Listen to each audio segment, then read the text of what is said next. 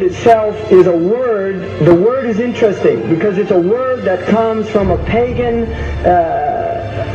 Hollywood is the holy wood, and it was the wood that the magical wands were made out of in the pagan sorcery, magic.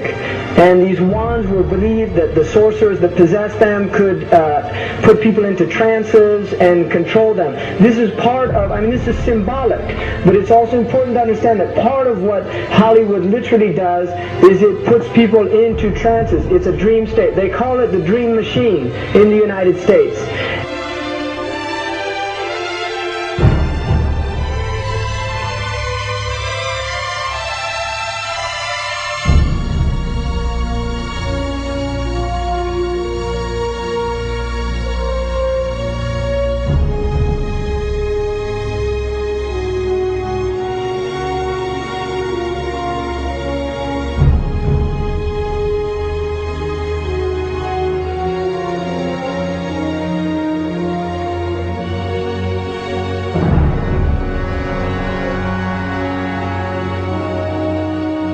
And it creates fantasies for people. It puts people into these things. Now, one of the things is interesting that in the part of what's done in movie theaters, in darkened rooms where people watch television, is literally a trance state that occurs. So what's called suspended state of disbelief. You enter into a state, you suspend your disbelief and enter into a state whereby you begin to believe what you internally realize is imagination.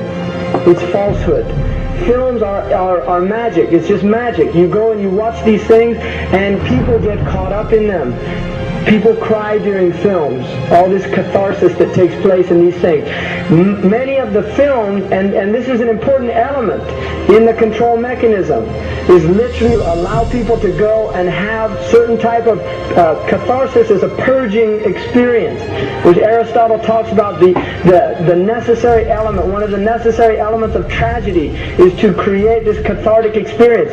And this is why a lot of the films, especially also news and things like this is why news is very important in this culture. Everybody watches the news. They have this tragic, cathartic experience of watching the tragedies of others and then feeling safe and complacent in their own experience of this suspended state of illusory well-being. So these are very intricate and sophisticated methods. Now, I think it's dangerous, although there are elements that there's concerted efforts that take place, there's also a lot of people that have similar worldviews that aren't necessarily working together in concerted efforts.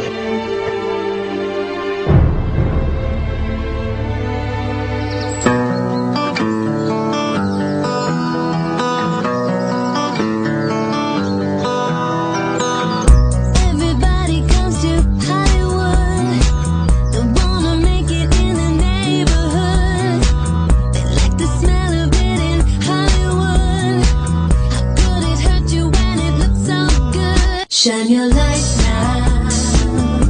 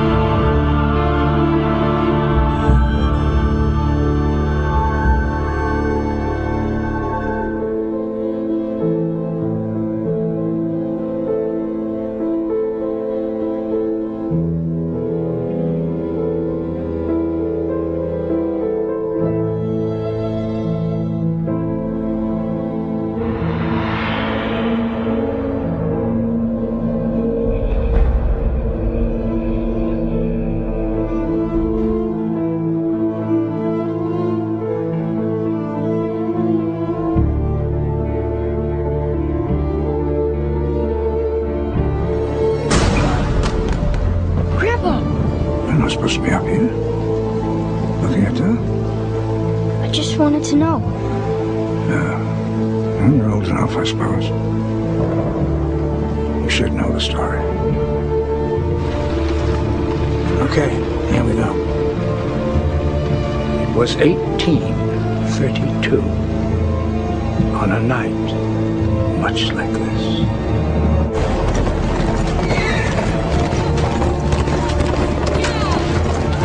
Charles Carroll was the last surviving signer of the Declaration of Independence.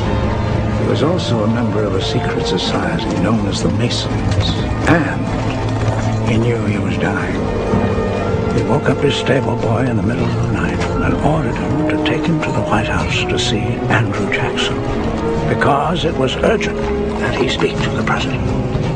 Did he talk to him?